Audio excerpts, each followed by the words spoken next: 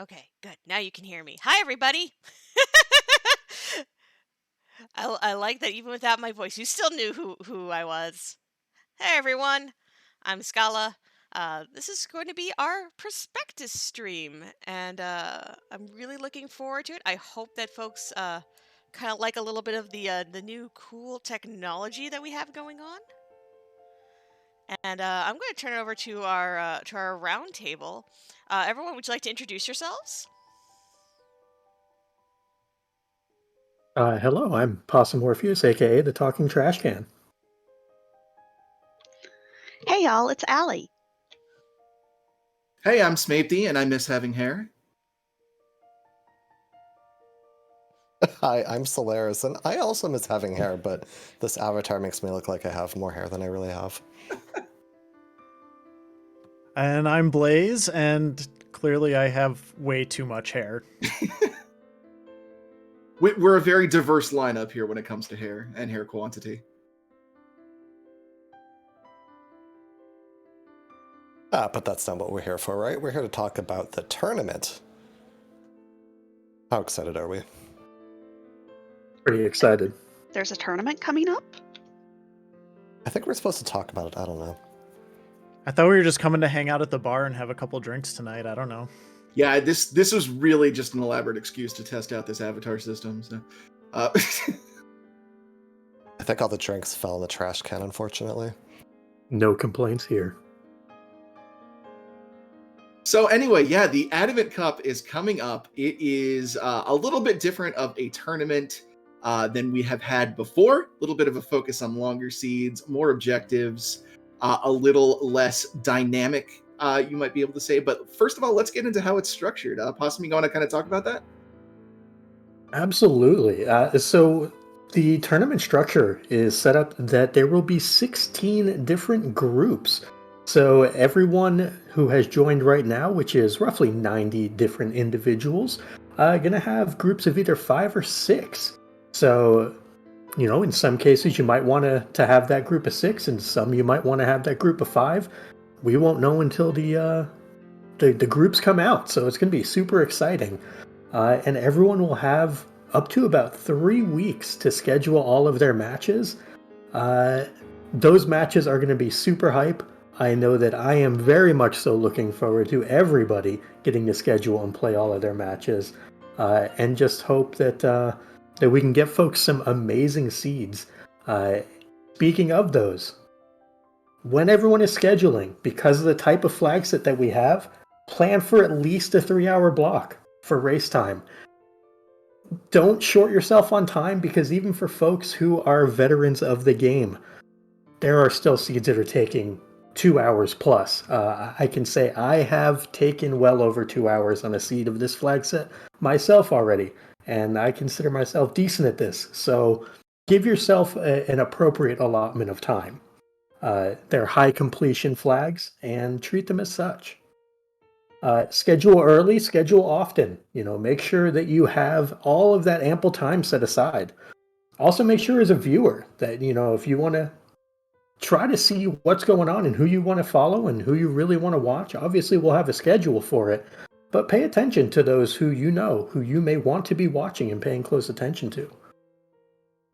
As far as the rest of the tournament structure goes, though, once those individuals are sorted into their groups of 5 or 6, you will then have the top individual in the bracket becoming the A player or first place finisher. The second and third place will play to determine the B player or second place finisher in that individual group. As the groups progress into brackets, you will then have the 16 different groups boiled down into 1A to 16A, and then 1B to 16B. So 1A versus 16B, 1B versus 16A, so on and so forth. So it will always be opposite pairings, so you'll never have to face that person you faced in the group stages immediately in the bracket stage as well. So it's going to be a great time. And then all bracket matches will be best of 3, including the finals. So no best of 5s, no best of 7s, nothing like that. So a lot of exciting stuff with the tournament structure. So what do y'all think about that? I mean, I was pushing for best of 9, but I was quickly shut down on that. Oh Just a my little god. too much free enterprise. The Ocho would have to come out for that. Yeah. I just want to highlight one thing in here, which is the play-in matches. I think those are going to be incredibly hype and really exciting. We have a whole week set aside for those.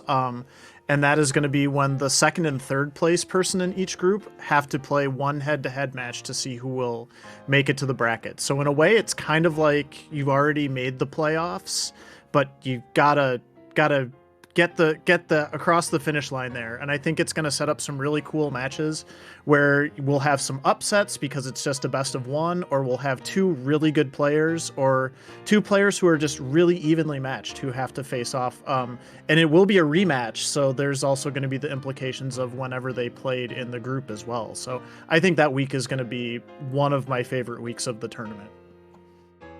Yeah, that's definitely going to be a lot of fun. The other thing I'm excited about is, I don't know if we specified it here, but there's no seeding for the groups, so it's pure random how the groups are going to be formed. So I think for better and for worse, a lot of the groups are going to be very varied, and some of the groups might have a lot of really good runners in it, for instance, that will be really interesting to watch. I think that's going to be pretty exciting to watch and hopefully to participate in for runners that might end up in that situation. I volunteer as tribute for the group of death. With how many high level racers we've really seen kind of stepping up, there could be several groups of death this time. I'm really excited for that drafting for the different groups. But also on the flip side, you're probably going to have some groups that are just completely made up of non-big name runners. And I think it'll be a lot of fun for those folks to get a couple of representatives into the bracket and see if they can do some damage. Absolutely. Absolutely. I think part of that also is everyone thinks of these groups of death and they think of, what could happen, what could go wrong. But every tournament we see folks come out. And every tournament you get 3, 4, 5 names who you haven't seen before, who make a big impact. So, think back. I think back to when myself and Zoe and Bankraz all started around the same time. No one could have expected that we would have had the impact that we did when we came together kind of as a group of runners. So I would not be surprised if we get some folks coming out that we had no idea were as good as they are, and they make a big statement in the groups and even the brackets as well. I'm looking forward to that part of it, the new talent that always crops up for tournaments. Yeah, 100%. And just to answer a question in chat there, Scala kind of piped in, but the group reveal will be on the weekend of the 5th, and I believe we're planning a similar event to this for that, right? If memory serves. We are indeed, I believe. And there was one other question in chat, which was about if you will know which group your group is going to be sort of opposite in the bracket. And I believe we will have that information available as well. So, because the bracket is intended to be static, we're not going to be flipping around after the draft or anything like that to match things up. So it'll be a known thing right from the get-go. I was going to say we obviously have to go through the process. Our wonderful bot Siren will be helping us out to arrange everyone once the signups close. Reminder: signups close on March 4th at midnight Pacific time.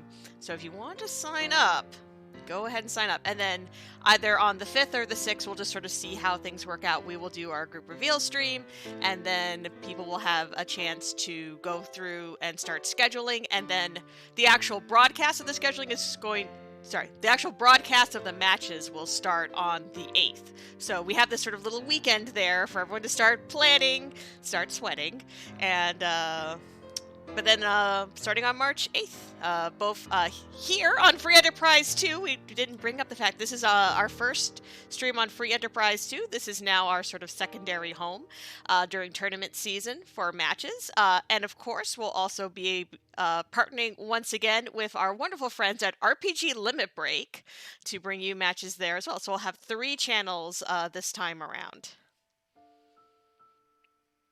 Please make sure to like and follow and subscribe here at Free Enterprise too. You can't Oh, yeah. subscribe here yet. Not yet. Not Soon. yet. Very soon. Maybe by the end of this stream. And and yes, there is indeed a no Monday streams rule. If that is the only day you can schedule your race, that's fine. But for restreams, Monday is going to be our day off day, and that's going to be for the whole tournament. For those of you who participate in the restream teams. Of course, if you do have scheduling problems, please reach out to one of the tournament admins. We are more than willing to help. We're all doing this for fun, so we'll make something work for you. Yeah, exactly, absolutely. If a race has to happen on Monday, that is no problem. We just won't restream it. But gosh, you can still sign up for this tournament. What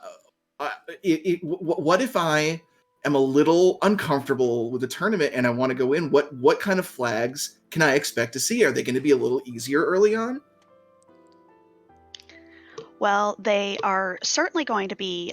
We do have 2 sets of flags. We have our group flags, and we do have the bracket flags. The group flags are, of course, going to be a little bit easier, and we have those listed here. I mean, I personally prefer to think about it as the group flags. The power level is just through the roof, and this isn't a flag set with Adamant Armor, and I'm sure we're going to talk about a lot of the reasons why. But I think for anybody who's maybe on the fence or not super into competitive free enterprise, this is actually a pretty good introductory flag set to competitive play, and you shouldn't have too much trouble actually getting through fights and getting through seeds. Absolutely. Because of the name, we are going to have an Adamant Armor, so look forward to that. Yeah, Adamant Armors, they can come from trap chests. I want to say some quest rewards, mostly like on the moon. I know that's a little bit further down there. And it's guaranteed from the pink tail. So yeah, and that Adamant Armor... Yeah, that Adamant Armor is pretty big.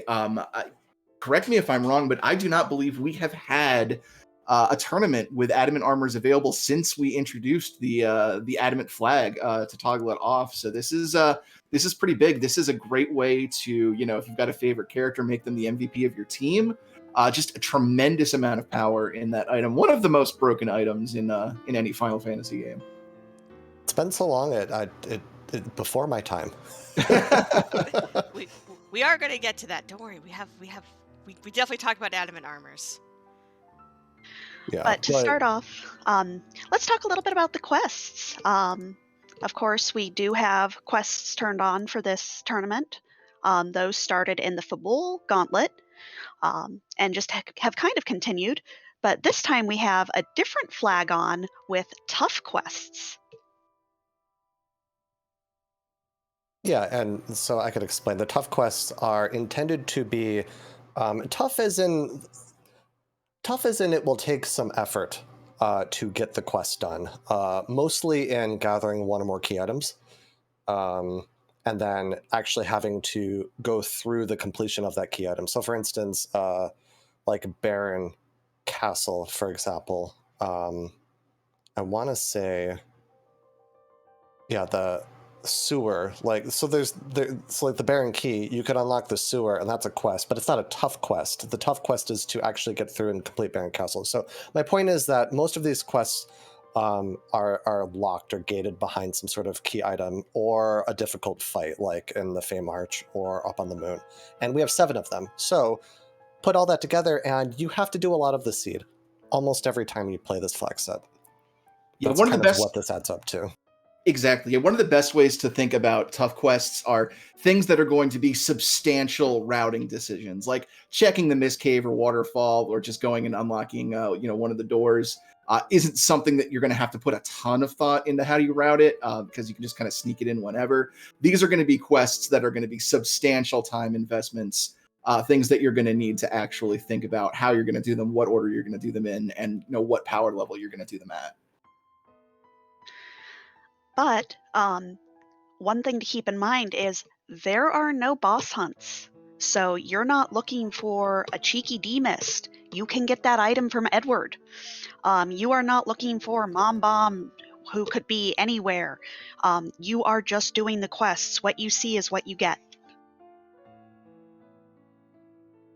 Yeah, and I'm very excited about that change, just as a sort of a refreshing change of pace, because playing a very straightforward mode of free enterprise where it's just all about the checks, there's no curveballs other than where stuff is located and what checks they're at. There's no demist hiding at the Kaipo Inn or at the top of the giant. I think that will be very fun for people to just not have to worry about that for a tournament. Yeah, But and y'all, I think oh, go ahead. I was gonna say I think part of that also part of the neat thing with the tough quests and with the parity of checks that runners are gonna have to be completing is that the loot is going to be determining so much more of how a seed plays out than the actual checks themselves. So I think that's going to be really cool to see how everyone balances that with the different tough quests that are required and not having those duplicates that have been in tournaments before, where you end up with things like, complete Cave Magnus and then also break the Twin Harp spell, where you will see 7 different individual locations have to be completed. I think it's going to be a really good test for all runners. And since you brought up Cave Magnus, I do want to address a major concern in chat. The harp is indeed a tough quest. Music is still on the table, everybody. Don't worry. We would not deny that to you.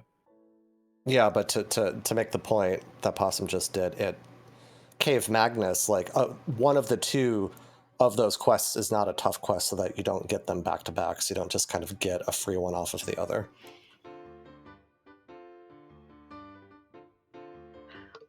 Now, that doesn't mean that you can't have a chain that starts with one tough quest and is behind every other key item.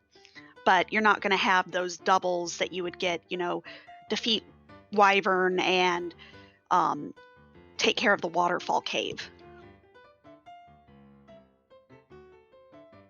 Yeah, and I know we brought up routing earlier about just the decisions of tough quests, but since we brought up routing, I just want to say really quickly also something that's exciting to me about this flag set, really about both of them, this and brackets, is that because you have to do so much of the seed, the routing decisions I think matter so much, not so much more, but they matter a lot. Like if you think of the places where you can diverge and gain advantages, the decisions of what order you make the checks, I think is going to be very important because they're going to determine the time that you spend on those checks and sort of what happens after those points, what you get to do after you complete, such and such thing. So that's going to be really interesting for me to watch, and as a runner, just wanted to point that out.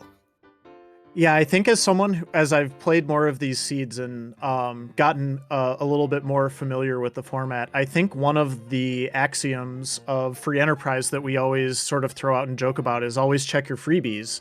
And I actually think with this flag set, one of the things you will see runners doing is putting off freebie checks sometimes in order to sort of route everything into doing it in one fell swoop. So they might hold off on that free Fame Arch chest until they have the levels to fight the bosses.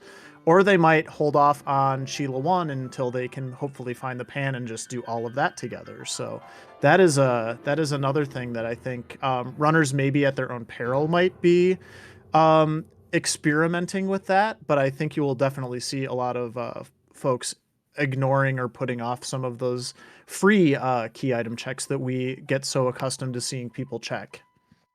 Including even the starting free key item from Bedward. You could grab that immediately. You could do a couple things before you go there. It's very interesting. And y'all, don't forget, Bedward has a free item. Yeah, I feel like that's going to be the one that's going to get forgotten the most because we are not used to that. And confirm, I have both put it off intentionally and unintentionally, and I will say trying to hold off on routing it in is a very tough decision because you don't want to go places that don't have progression to the points that have been made earlier. And if you say something like, I don't want to go to Troya until I have the Twin Harp or the Earth Crystal, and Bedward has the Twin Harp, which leads to the Earth Crystal, you get really sad really fast because your whole routing gets thrown for a loop. So it's a very dicey proposition to fade that when you want to route it in properly. It can bite you, but sometimes it can pay off. Troy is being so out of the way, all the way up there, tucked away from everything useful. But speaking of Bedward, why don't we take a look at our characters? So the big change here coming into this format is we've been able to kind of flip around who we can set as restricted characters with the new flags that are currently in beta. And instead of Edge and Fusoya being the restricted characters, for this original group flag set, it's going to be Cecil and Fusoya who are the restricted characters. So those are going to be characters that are always going to be locked behind a key item of some sort, like the way Edge and Fusoya have historically been throughout Free Enterprise. So on the flip side, Cecil is going to be harder to find, but Edge is going to be relatively easy to find. And that is going to be a really interesting thing for runners to have to calculate into their decision making as far as doing character checks. Yeah, one of the big advantages of Edge normally is the gear that he comes with. Comes with some really fantastic gear. Two of those, two weapons right off of the bat. With the Nekkie flag on, he loses all of that, so a lot of his Edge is gone. But he still has access to that ninjutsu, which can be really, really powerful early on, just because he's comes at such a high, substantially higher level. So maybe not as much power as he usually brings to the table, but still will be a great addition if you're able to get him early. Now, the other defining character of this flag set that I feel we can't forget to bring up. So one is the Adamant Armors, which we'll get to in a moment. The other defining for me flag of this flag set is Max Party 4. You see that Party 4 in that string there. You cannot have 5 characters in your party. You can only have 4, which there's a lot of power in this flag set, but you're still going to be down a character. That's kind of the one really challenging rub that we've put in this flag set, and it definitely makes for some really interesting and awkward character party building decisions. And then another point, I guess, with that is that there's also just one duplicate character in each seed. Otherwise, everyone else is available, at least in the group flag. So you do get a wide range of people to choose from, probably. I mean, it depends where the characters actually are and the key items you get. Cecil might be locked behind the Sand Ruby, for instance, which is locked behind something you'll never get. Which means maybe you're not playing with him that seed, but otherwise, the Max Party 4 thing is really, really important and interesting. Definitely respect that when you play this flag set. Well, and one of the biggest things to keep in mind with Max Party 4 is you don't have the opportunity to slingshot a character. So if you've got a Palom and a Rydia, there's really no point in leaving them on the floor because they need all the XP they can get. So go ahead and let them get some levels. I think another really interesting dynamic of the Max Party 4 in conjunction with the high completion percentage of this format is you're going to have characters fighting for very limited spots in your party.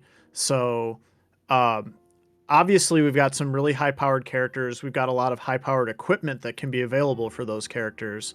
And you're going to see runners a lot of times deciding, well, this character is objectively good, but I've already invested a lot of XP into this other character and I found a good item for them. So I think I'm just going to go ahead and keep rolling with them rather than swapping to maybe like a Cecil, although Cecil is pretty dang good.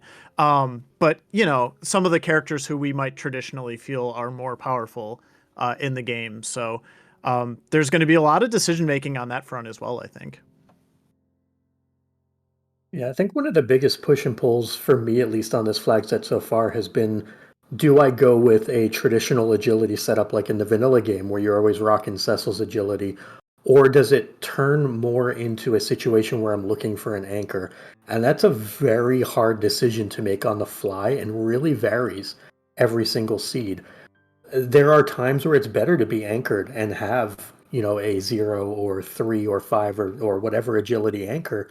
But there's also times where you just want to have Rosa, Edge, Kane, and Cecil and just let them all, just kind of fly, because that's just stronger than having a true anchor situation. So it's going to be really cool to see what runners decide on the fly and what direction they go with it. And I don't think there's a wrong decision. It's just going to be really cool to see. YOLO anchoring has been one of the most... I mean, as someone who, we technically kind of understand this game pretty well for the most part up here, and then just sort of being like, yeah, you don't really need an anchor. You can make it work. It's been an extremely difficult challenge for me. I don't know if anybody else has experienced that as well. Just kind of doing that whole YOLO anchor sort of thing, especially for Z. It's just so different because of the last few tournaments having access to 5 characters. You just keep someone as a pocket anchor like Iridia at 4 agilities, put her in. It's not even a concern. So it's just very, very different. Yeah, though I'll say from ZZ4 having C Hero on where you couldn't, where you basically had to YOLO anchor because you didn't have a choice, that, at least for me, gave me a lot of practice with that kind of play style. With where you can't really worry about an anchor. That was really, really, really good practice experience for me. And if you haven't played ZZ4 and you're interested in kind of what I'm talking about, that's just the C Hero flag. Means you have a character who's a hero, and your hero will always level up, and they're always your agility anchor. So you kind of have to play that seed without anchoring if you don't find a cursed ring, basically. So that flag's really good practice for that kind of play style. Meanwhile, I'm allergic to math, so every seed is a YOLO anchor for me. I mean, very valid. That is absolutely a valid way to play through. Well, and with some of the equipment that we have available, some things make that YOLO, basically YOLO agility a lot easier. And speaking of that, here is our supplies and equipment. For the group flags, we do have Twildish turned on, but there is a max tier of 7.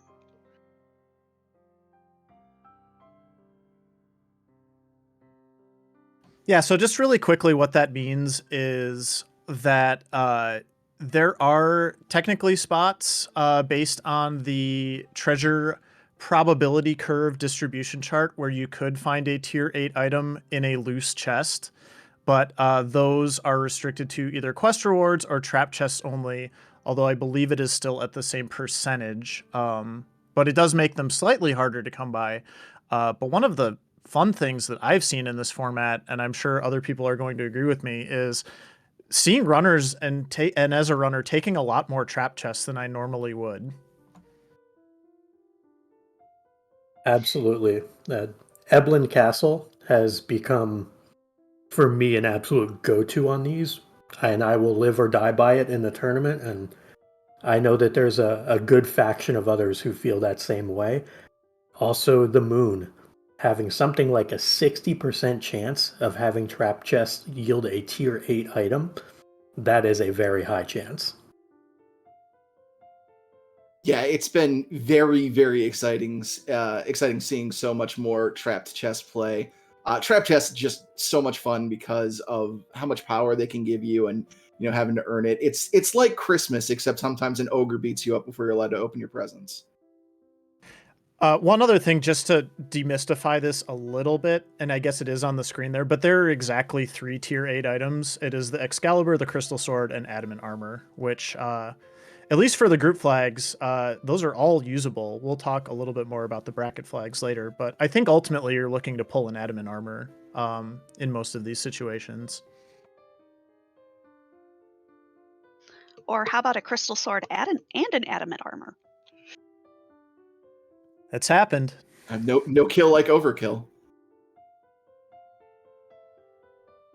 But even if you don't find, our Excal, our Crystal Sword, our Adamant Armor, you can still find some really great stuff. a Stardust Rod, a Leviathan or a Bahamut Summon, those can get through an early game very quickly. Yeah, for me also, uh, the chance of finding an Avenger just laying around, it boggles my mind personally because I have a love affair with the Avenger. That one day I hope to find someone who looks at me like I look at an Avenger. Because when I find an Avenger, my eyes get super wide, and the ability to find one laying around, be still my heart. It's fantastic. Possum, are you sure that's love and not just the berserk status? It's a little column A, little column B, my friend. And maybe a little bit of that dumpster juice that's been floating around this here pub. Those Avengers sure are shiny, aren't they? Yes, they are. And we love our shinies. One of my favorite recent seeds, I went to Eblin Castle, and it had good stuff, but I also chose to go to Watery Pass as well, in like a casual race, and I happened to just find an Avenger just sitting there in the waterfall. Oh, that was so good. Anyways. Yeah, it's actually, I really like how it's sort of put, summed up at the end there. It means a couple of high-end locations could supply you with everything you need for the entire seed. And it's not just Eblin Castle, but Eblin Castle is certainly the one that I think people are opting for more. Watery Pass is another good one. If you get a hook early on, you can certainly loot out the Cave Eblin as well. That's got really good loot early. Or even just diving underground. Most of the underground locations are going to have better untrapped loot than you would be able to find in sort of like a lot of the standard places in the overworld. Yeah, the treasury, obviously, if you get that early. Have you ever gone to check Bedward and gotten the Earth Crystal, by the way? That is just like the greatest. I'm waiting for that still. Unless you put it off unintentionally. Yeah, that's fair. Speaking of extremely powerful gear, tell us a little bit about this spoon. Isn't that just something that Edge throws? Nope. Edward can also use it, and it has the most attack power a weapon can have in the game, and Edward absolutely needs it. Now, it's funny. A base level Edward with the spoon actually does not do that much damage. You need a little bit of strength on him, and he also has no health. But I'm really happy the spoon flag is on because it means Edward really can go burr and can do a lot for you throughout the entire seed. Bringing him to Zeromus is still a little like tricky because he might die there, but definitely love me a spoon. I will say, and this might be a little foreshadowing for the bracket stage, but that spoon flag is going to be especially important later on in the tournament once the ubiquitous paladin is removed from the character pool. I think Spoonword, and especially Adamant Spoonword, is going to see a lot of airtime on the various free streams that are happening. It does. That spoon does an incredible amount of damage. I think you're right about that. I don't want to gloss over the starter kit as well. I think that's actually a pretty important thing in this tournament, the better kit. There's some really good stuff that you can get in there early on, and it's one of the things that I'm training my eyes to watch for during that sort of opening scroll when you find out who your second character is and who that first boss at the Baron Castle is, and then you just get this box full of goodies, and there's definitely stuff to look out for in that, like hourglasses and exits and different things like that. I don't know if anybody else has some thoughts on the better kit, but I think that's going to be a really fun, dynamic thing that will shape the early parts of a lot of seeds. Oh yeah, they're super powerful. You get a pile of life and cure potions, star veils, and tents, but you also might get an exit. Even just getting an exit's pretty useful to get out of Antline or whatever. But you'll get probably one of like a vampire, a Gaia drum, Stardust, Hourglass. You could get a Siren, Bacchus, Coffins, even a Moon Veil. I've opened a Moon Veil once. That was really interesting. I was like, where the heck did I get this from? Oh, it's from the better kit. Even Sylph apparently is in that better kit. Really interesting.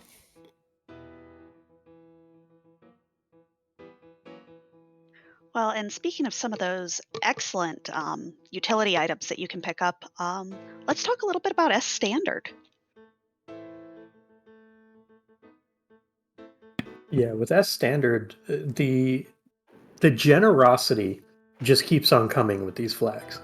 Twildish obviously is incredibly nice for loot, but Sstandard means that even if you somehow manage to come up pretty dry on loot, which can happen, your shops will always have something good in them. So, overworld shops, let's say you're presented with a really tough hook route. Maybe it's like Ogopogo into Kainatsu. And you're like, oh, I'm scared of this. This is gross. Well, you can go and buy longswords, mute knives. You can go and find a cursed ring, potentially, as long as they're in the shops. You can find all those good things. You can find Cure 3s and cabins. All of those just appearing on the overworld is a great safety net in case, again, somehow you come up empty on that loot. It's a very nice backup strategy to have, and that's not including what's underground and what's in gated shops. Yeah, pretty common if you get underground access, like immediately, like you open the magma key or whatever. That's also a ton of shops that you can get underground. Even just finding like coffins, Bacchus, hourglasses, or sirens especially underground that you could buy. Like maybe you can buy a siren and a coffin, and then suddenly your seat is wide open because you're able to, go kill an egg and then take over the world with that. Sstandard, pretty powerful. And you always have a lot of money, it feels like, in these seeds too, just because you'll find a lot of loot that is very valuable that you probably won't need, or they're just for characters that you're not expecting to pick up. So you'll have a lot of money to buy this stuff as well. For now, a little foreshadowing. For now, yep. Hey, I'm a responsible adult. I'm very big on budgeting. I'm excited to talk about that part of the bracket flags, but yeah.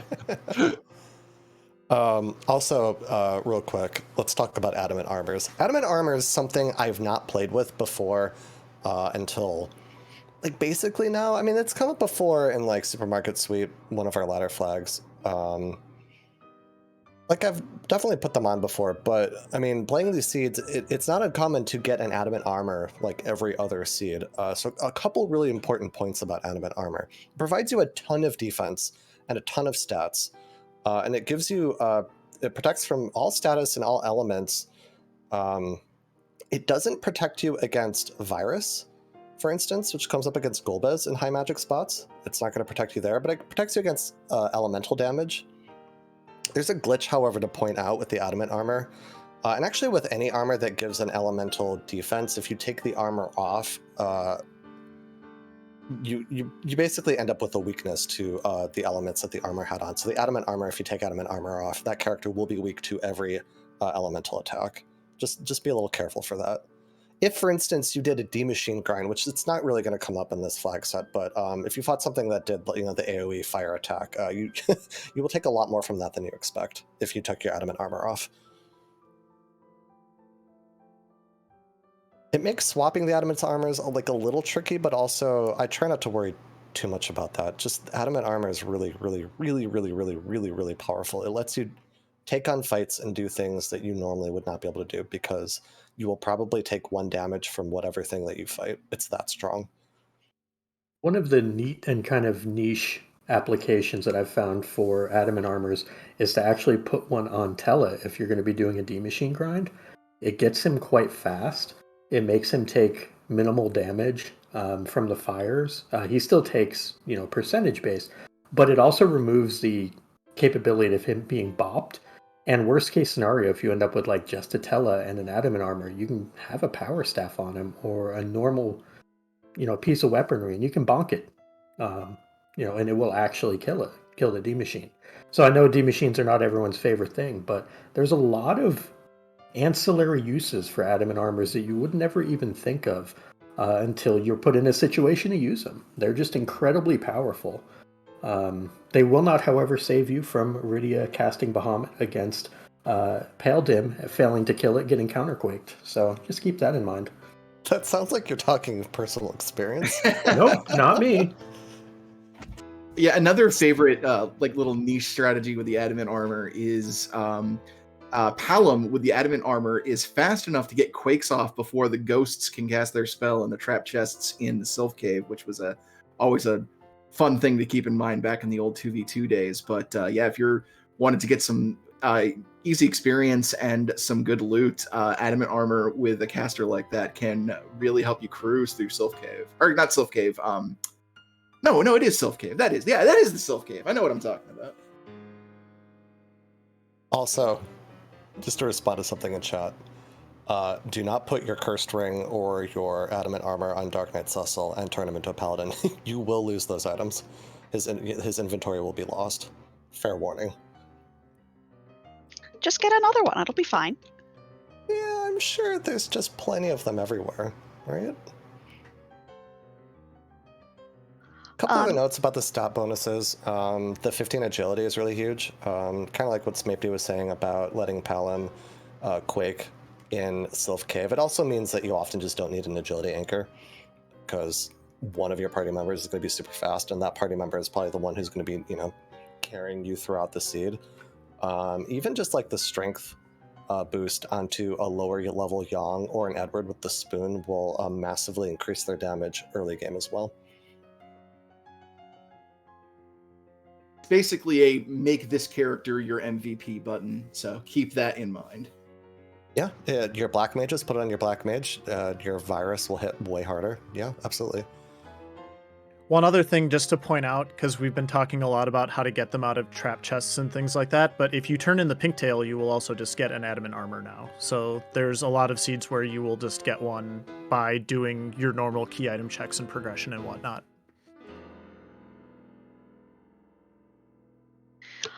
And before we move on, I did want to kind of go back to Cokel. You can, of course, still forge in this flag set. And for group flags, you will be guaranteed an Excalibur with forging. So even if you don't find a big holy sword out in the wild, it happens sometimes, you will be guaranteed to have something to go crunch crunch. Yeah, and with Sstandard, that shop will also have tier 6 items in it, so like Murasame, Defense Sword, Stardust, that kind of stuff. Crystal Ring, actually, especially. Very, very good item. Cokel always brings the hype.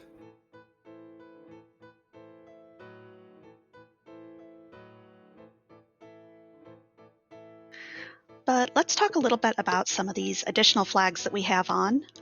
We, of course, have Bstandard. That is your normal randomization of bosses. And we do have Alt Gauntlet turned on, which means rather than the 6 fights that are usually in the Fabul defense, you do have 5 fights that take enemies from the surrounding area.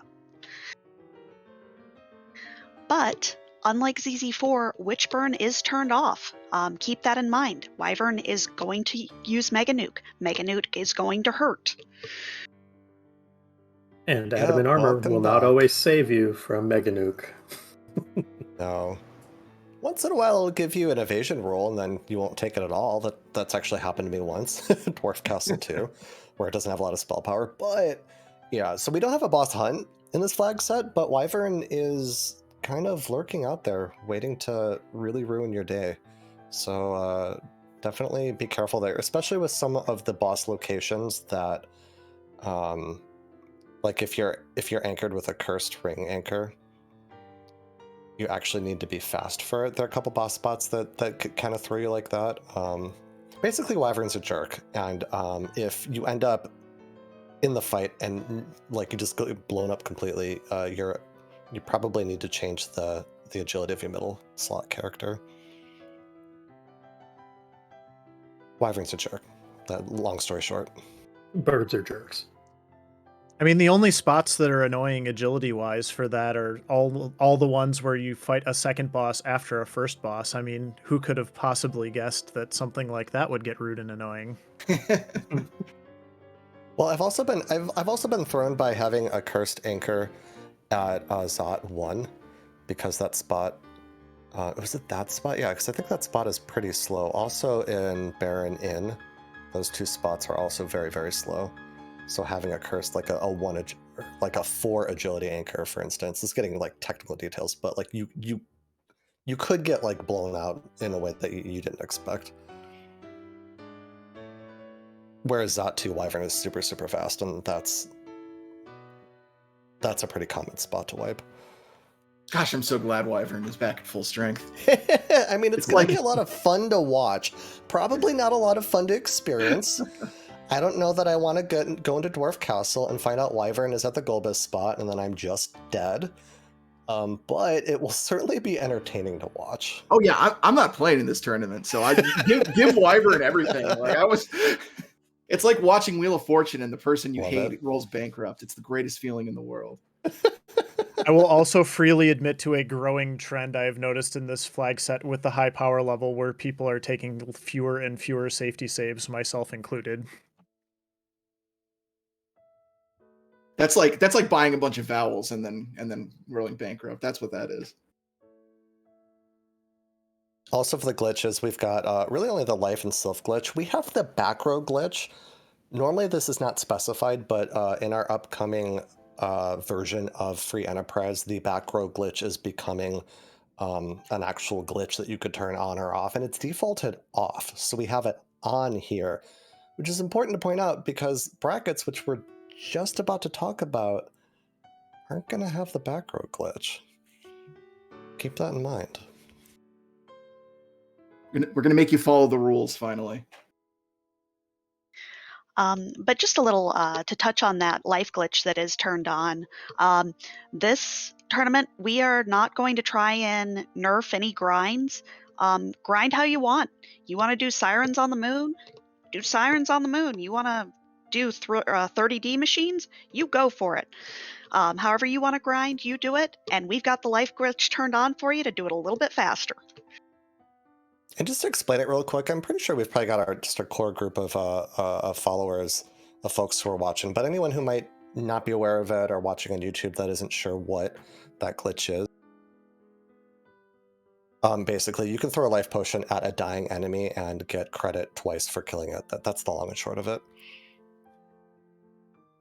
Yeah, and this will be a very interesting thing to see how runners approach this, because now you're going to be weighing the benefits of doing a grind versus the fact that, you've got 7 objectives in all of these, newly defined tough quests. So you might be in a situation where it's not even worthwhile to grind just because you're going to get so much experience from just having to do your objectives anyway. So it'll be really interesting to see runners weigh the risk reward.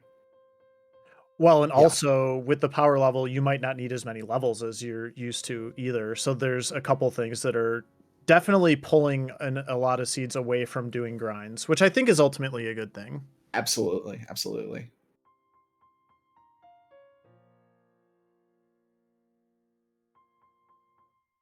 But now let's move on to the bracket flags. These are going to be a little bit tougher. You're not going to have quite as much power. So let's kind of go through what some of the changes are. So I think my favorite change is actually the backrow glitch. I think that's going to be so interesting. I'm not used to playing Free Enterprise or Final Fantasy IV in general without the backrow glitch, and that is off on this flag set. There are other things to talk about, of course. That one to me is going to be like, how do you arrange your party? That's going to be super interesting. I think the other big one to talk about here, and it's up on our screen, is that Cecil and Fusoya are disabled in this flag set. They are not in any of the seats. No Cecil, no Fusoya. This is Paladin erasure, and I won't stand for it. And he could stand to take a break, right? Well, our 2 Lunarians just need to go on vacation. Fu gets a vacation every other tournament. He's old. He can have as many vacations as he wants. He's retired. Oh, so now we're being ageist. Okay. Why isn't Tella getting extended the same? I think for me, one of the biggest flag changes is something that flies under the radar a lot is Cell Quarter. Because combined with everything else that's going on with all of these flags, I look at Cell Quarter and say, how am I going to buy my 30 sirens and get my mages to nuke since I don't have Cecil swinging nuke every turn while berserked? And sell quarter means that to afford 30 sirens, I need 120,000 gold. That's really hard to get on sell quarter. So for me, it's a different viewpoint than I think a lot of folks would have, but that's a huge flag from my perspective. No, it's an important one. We talked about how the money is free and flowing at the group stage, but here, I'll tell you from 2v2 experience, where our last season of 2v2, shout out to that by the way, had SL quarter on. It was always interesting because when you have two people running a seed, you're not looting as much because you're kind of getting kind of what you need, and then you're telling a partner like, oh yeah, the important item is here. But SL quarter, it's like you just never have enough money, and that's absolutely going to come up here as well. And it's come up the last time we've had this flag in a tournament. You're right, it is a big and important one, and it's going to mean that you're either going to need to loot a lot or deal with a much lower power level because you just can't do the shopping, and it's Tpro, so you're not getting as good loot either. I think just kind of like the combination of all of these things is really going to squeeze a lot of runners, and you're going to have to do less with more. And it's going to be really exciting to see what kind of creative things people come up with to maybe try to break the log jam on that power level question a little bit. Because, you know, once you get a couple levels or you get a really good weapon on a key character, you're probably going to be okay. But it's going to be bridging that gap to the point where you have that and you can kind of put it on cruise control a little bit more, so to speak.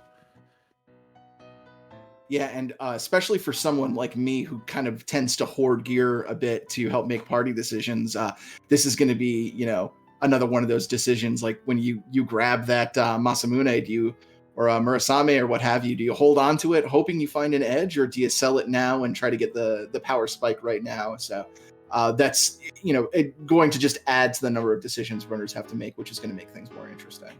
And even then, like, you sell the Murasame and you're like, in group, it's like, okay, I just, you know, I could just buy like 2 pieces of really good gear and some sirens. Like, you sell the Murasame and SL Coordinator is like, oh, I can buy like, I guess, you know, an Ogre Axe. And I'm tapped out. A 4-pack of Bacchus wine. Yeah. Yeah, but those are still both things that can be huge if the seed isn't giving you anything else. Yeah, that's right. Those decisions are going to be very, very important about, you know, how you squeeze and budget, to play what Blaze said earlier, how you budget your seed. Yeah, absolutely. I just think it's going to be a lot more dynamic too, because, and you all that have been playing this format, feel free to weigh in, but I do feel like the group flags have really trended towards berserkers and kind of the big stick strategies. And bracket to me is going to be a lot more about, okay, the seed's given me this, whether it's Edward with a spoon or some nuking mages, or maybe just kind of like a hodgepodge of white mages and Kane and Yang or something like that. And it's going to be trying to figure out how to like optimally play with that party and not just sort of, yeah, whatever, I've got an Adamant Armor and a bunch of tier 7 gear, I'm going to be fine no matter what. But I think there's going to be a lot more questions of either party composition or just playing the seed to the party, the hand that you've been dealt. Yeah, I think that's a very important point, and I immediately look at kind of any time resources get a little more hamstrung and runners are left to make tougher decisions, that a character like Tella, to me, just is going to stand out more than ever. I know that Adamant Armors can help mitigate some of the need for a Tella, but man, oh man, you start taking stuff away and give me that utility that Tella has to offer. If I don't have equipment, I can demachine grind. If I do have equipment, he can anchor and berserk. I just think that someone like Tella just has all the versatility and utility in the world. By the way, with this flag set, it's max tier 6 of what you can loot from open treasure chests. On top of Tpro, meaning opening tier 6 treasures also just going to be difficult in general, but the exclusion of tier 7 treasures, and also tier 7 that you could loot and group flags, I just want to list them real quick because it's not actually that many of them. It's the Bahamut Summon, a Moonveil, the White Shirt, Artemis Arrows, Avenger, Masamune, and Dragoon Spear. Those are the tier 7 treasures. that you could loot in group flags and that you won't be able to loot, at least in open treasure boxes on brackets. Yeah, and that's interesting because that covers something big for just about every character there. So there still exists some lesser version of most of those pieces of gear that you can get for every character. But yeah, their kind of GG gear to kind of coast to the seed isn't going to be there. So again, more interesting decisions to be made with party composition. The one thing you're less likely to get on bracket flags is dragon slaying gear of any sort. Because Artemis arrows, Dragoon spear, those are both kind of the big ones. Dragon whip is the one, I think it's like tier 5 or 6, that's kind of more readily available. But these are things that could kill 2 really common grind options in eggs and the gold dragons on the moon. Yeah, very good point. So what you're saying is let Rydia hit things. I mean, if that's what the seed requires, absolutely. Slap an adamant armor or heroine robe on her and let her do work.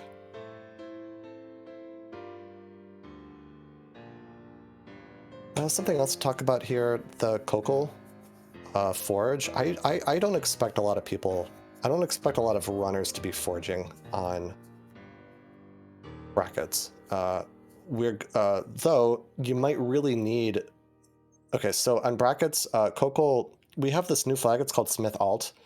So since Cecil is not in any of our bracket seeds, we didn't turn Superforge on. Instead, you're going to get a random tier 7 or 8 item, which could be a Holy Sword, which would be kind of sad. Could be an Adamant Armor, or it could be one of those tier 7 items.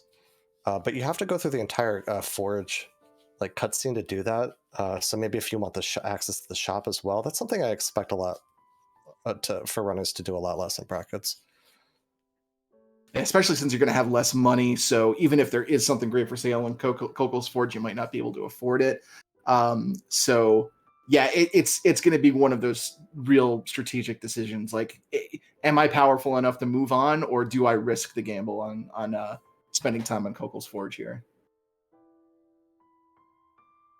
Yeah, so to re-clarify, the Alt Smith should give a random tier 7 item.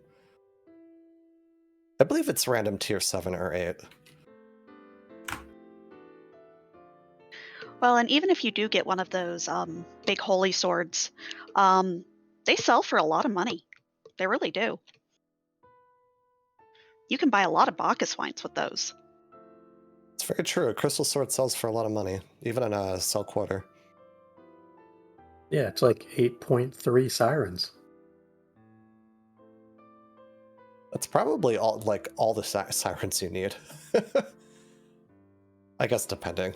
It very much depends, but...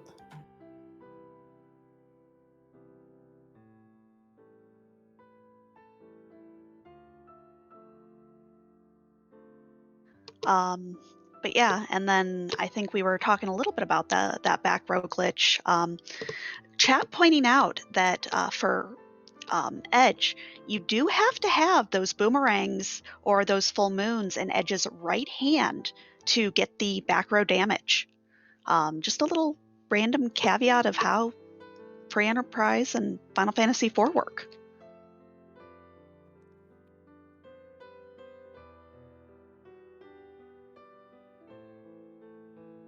Yeah, I need to play more bracket flags to really get a good sense of how it's going to play out, but I think it's either going to play out as in like putting your one good melee character, up front with Adamant Armor, because you happen to find the gear that seed where you really need to run with a melee, or the other kind of expectation I'm thinking, or prediction, to go with Blaze of talking about mages, or I guess what the seed gives you in general, but not being able to backrow and keep your characters safe in the backrow sort of makes me want to lean more on spells whenever I can too. I don't know, it's very interesting. Full Moon is a pretty good weapon though, by the way. Like that is a very serviceable weapon to put on Edge. Full Moon's very good. It also makes things like illusions something to consider purchasing. if you have the money for them. I know, again, budgeting is tight, but illusions and then blink casters become far more important, and maybe even more important than getting someone zerked right away is getting them blinked right away if they are in the front row. So there's a lot of different things to consider as to how to approach it. And much like yourself, Solaris, playing more of these, we will learn. I have not played any of these to this point. Yeah, I have not played around with this flag set a lot either, and I'm very, very interested and excited to see what meta shakes out from this flag set in particular. I think it's going to be really fun, really interesting. I don't think we've had this kind of type of bracket flag set before in a tournament.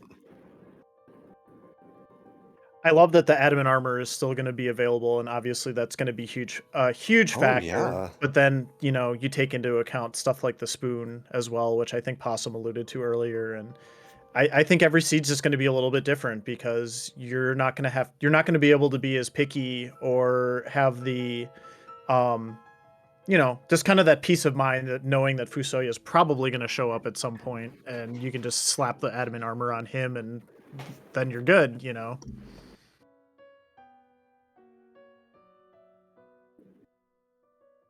But yeah, it's gonna be fun. I know this is kind of like the end of our presentation here of the bracket flags. I think it would be fun just to kind of go around and get some like cool maybe like a best and worst character that you found so far for the group flags, or maybe like a little tip that you have found from your time for those of us who have played the flag set a fair amount. I'd be kind of curious to hear some little inside tips like that. I'll go ahead and start, I guess. I am, of course, not as good as many of the other runners in this call, but I've had an absolute blast with these flags. I would fall under the beginner status in a lot of ways, and I've been able to do things that I've never been able to do with in free enterprise. I went into Zeromus with an average party level of like 44 on a seed. I've just really enjoyed them. Of course, anybody who knows I love nothing more than a Crystal Sword Cecil. So Cecil go burr. I like Cecil. He's my favorite. Yeah, I've mostly been sort of messing around with the opening stages, not the group flag, the group stage flags, and they, yeah, like Alicel said, the sort of power that you get is just really, really nice. One of the things that always has sort of kind of messed up the flow of any given free enterprise seed has been, you know, having to stop to grind. And it's really nice how things just kind of eliminate that, just because you're doing so much of the seed, you're seeing so much of it, and you're just naturally gaining enough power and experience to get through it. I know when I started playing free enterprise way, way back in the day, we didn't have objectives. It was just grab the pass, grab the crystal and go, or just grab the crystal and the dark crystal. So you would end up seeing maybe like 35-40% of the game on any given seed, but now you're seeing so much more of it.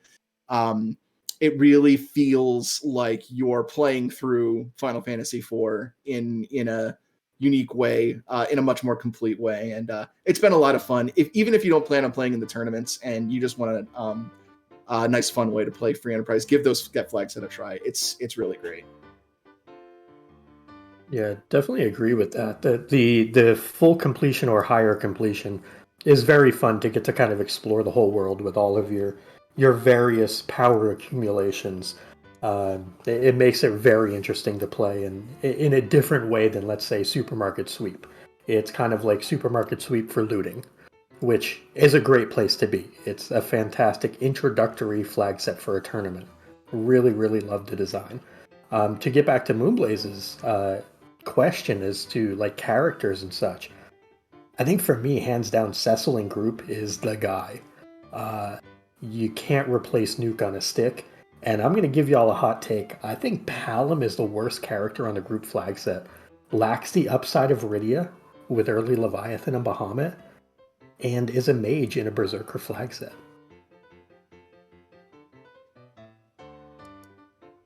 Well, I'm stunned. You're taking a shot at my boy, Possum. Sure am. So for, I'll answer the question too. Actually, my first piece of advice is not specific to Adamant Cup. It is for anyone entering this tournament, anyone playing for Enterprise in general. If you want to learn more, is to go to our Discord, go into our Newbies Corner channel, or general, but probably the Newbies Corner channel, and do one of two things: either ask a question, and there's tons of helpful people who will give you advice, or just search in Discord, like the thing that you're curious about. Somebody has probably already talked about it ad nauseum. So there's a ton of information in that Discord. So have to shout that out first. Now to answer the question, for characters, it definitely Cecil.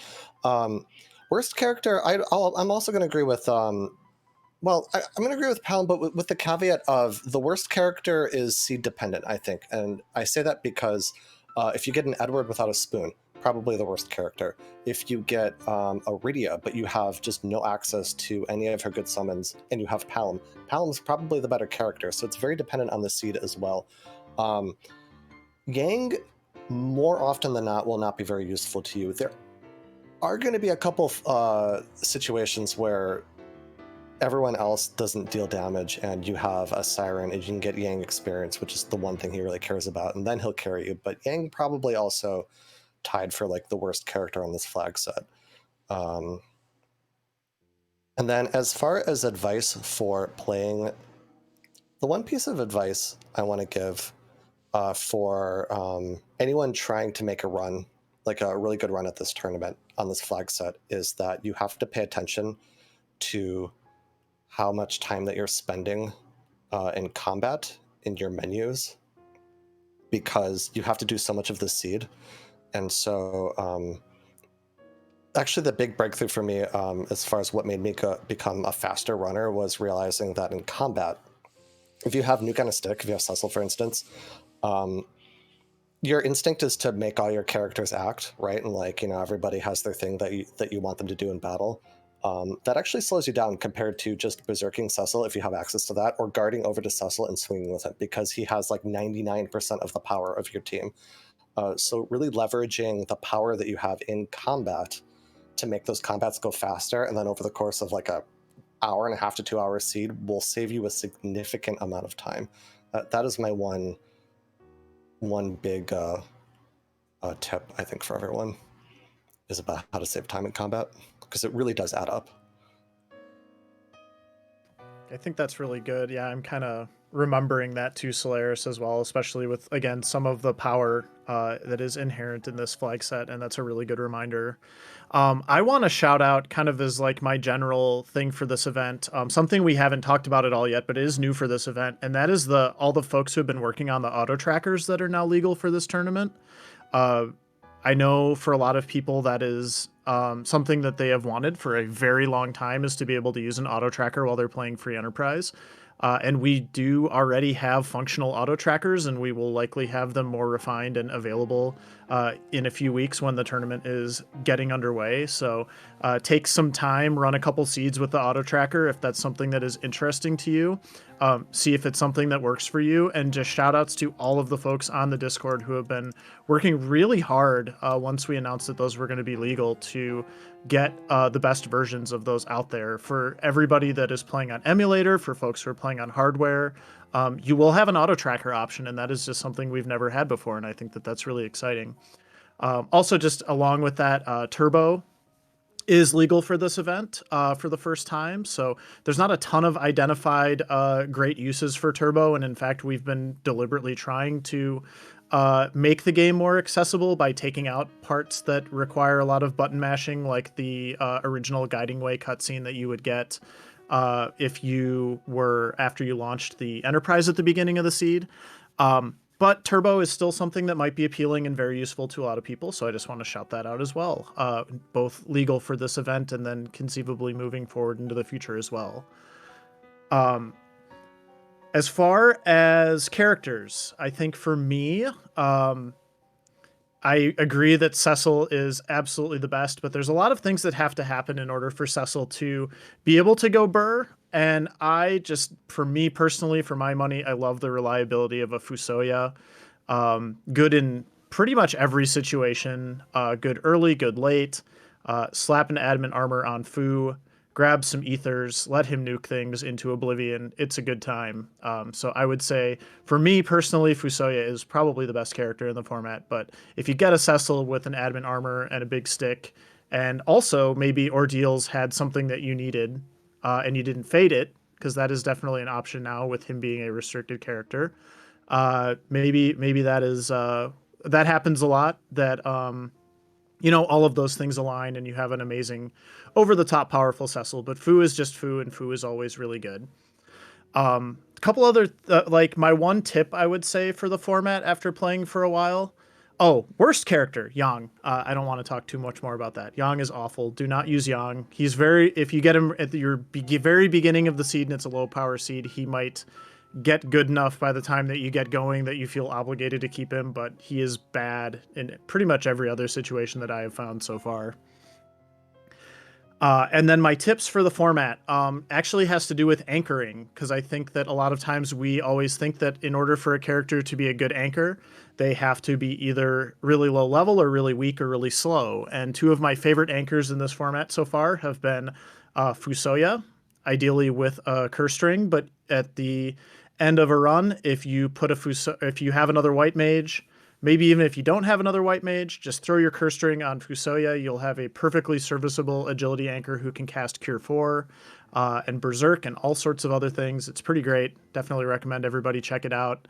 And then Kmain. I think Kmain is going to be a very useful agility anchor in a lot of the mid to late game situations in this format. Slap a Drain Spear on Kmain, slap a Drain Sword on Kmain. Take him to the moon. He will be a great agility anchor for you. I do have to respond one thing about Yang.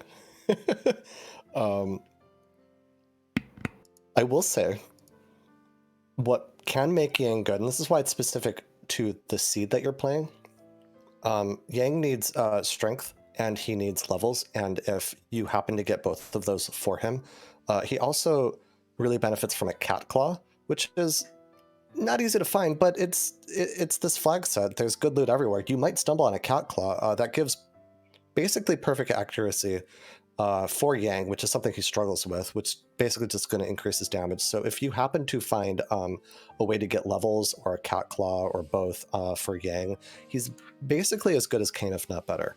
It's very seed dependent though, and in many cases he's not going to be the character that you want to run with, but keep that in the back of your mind. Also, I just realized in my rambling, I forgot to mention favorite and worst character. So favorite Edge, worst Palom. I will not be elaborating on this.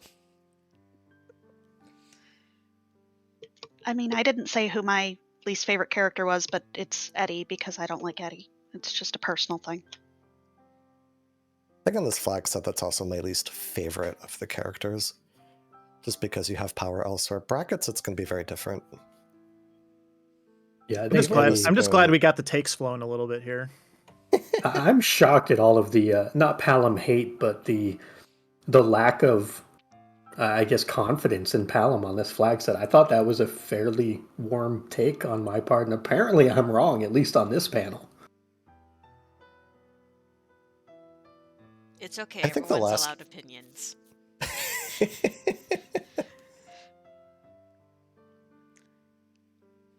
I think one of the problems that characters like Palom run into in this format for the group flags is you really don't want black mages at the end. So Palom a lot of times ends up being a placeholder, like until you find a Fusoya. At least that's what I've been noticing happens a lot. Whereas I will keep a Porum, or I mean, especially a Rosa, but I am usually perfectly happy to grab a Porum and just have Porum be part of my party from the beginning of the seed to the end of the seed. Whereas Palom kind of like expires at a certain point in terms of usefulness, and you'd just rather have a Fusoya. Also, and this is a thing with black mages in general, if you have a character, this goes back to my earlier advice, if you have a character that does a lot of damage with an auto attack, and another character or Bacchuswine that can cast Berserk, you probably want to do that instead of cast the spells because the Berserk character is going to get you through battles faster. That's another thing that makes me kind of like the Black Mages less on these suits. Aww. I mean, I love my Black Mages. I'm always a Black Mage in every game that I play. I'm always a mage. So I also take that personally. Don't worry. That's because you're a maging, Solaris. Stop. No one had to, but I did. I did want to, before we finish out, I did want to sort of do a little thing, because I saw a bunch of people early on were talking about our sort of the graphics setup for this Prospectus stream. And I'm really glad that people enjoyed it. This is sort of our little first foray into making use of reactive images. And I wanted to show people kind of how we're hoping to do that going forward. So we're going to swap over. Can I just interrupt really quick? I just want to make sure everybody knows Scala did not have to do any of this. Like, all of this functionality is perfectly fine to use without all of this awesome, amazing custom sprite work that Z put into the presentation that you had here tonight. But Scala is just one of those people that loves to go above and beyond and give the people something special and memorable. So thank you, Scala. Aw, you're welcome. But you got to commit to the bit. Absolutely, thank you. Thank you, Scala. You always got to commit to the bit. But anyway, we'll talk a little bit about the Restream overlay rework. So as you can see, one of the big things is you now have room enough for all 7 of your objectives. We kind of reworked all of that, and now we changed it. The orbs, the objective orbs, have unfortunately been retired, but we now have this system. Rest in peace, objective materia. Yes. So now you'll be able to sort of click your way to indicate what folks have done. And they make a rainbow. They do. They make a, yes, they make a whole little rainbow. There you go. So Heck yeah, Roy G. Biv. Yes, and also we have made our best of icons way easier to see, and they actually they sparkle. They really sparkle when you turn them on. And yeah, shout out to you, Bari, for the check boxes. And then, as you can see, we now also have a space to bring reactive images to just regular commentary. We have Ali and Possum are sort of being our 2 little examples up there. Well, hi. Trash can. But this way, and this, to be fair, this is going to be optional for our wonderful restreamers. You don't have to do it unless you feel like it, but if you want to, we will allow you to sort of highlight our team this way. And over the course of this week, if you're part of the Restream team, I will definitely be around. I'm going to be doing a bunch of updating of the JSON files. We'll be happy to do sit-downs with people to also go over reactive images as well, how to use them. This is a very fun and cool technology done by the wonderful Fuji. So thank you to Fuji for that. But I do believe with that, I think we are all wrapped up here, and thank you everyone for coming out. Also, thank you everyone for being over here on FE2. We really do appreciate it. It's been, you know, to sort of bring a secondary channel. That's how amazing y'all's support is, especially during the tournaments, that we actually need 2 channels. So thank you all for that. And I think we're going to go ahead and... Yes, do be sure to follow this channel, so that way you will not miss out when stuff happens. But I believe we're going to go over to the main channel. They're having the Sunday Slapdash, and I know that's always a fantastic...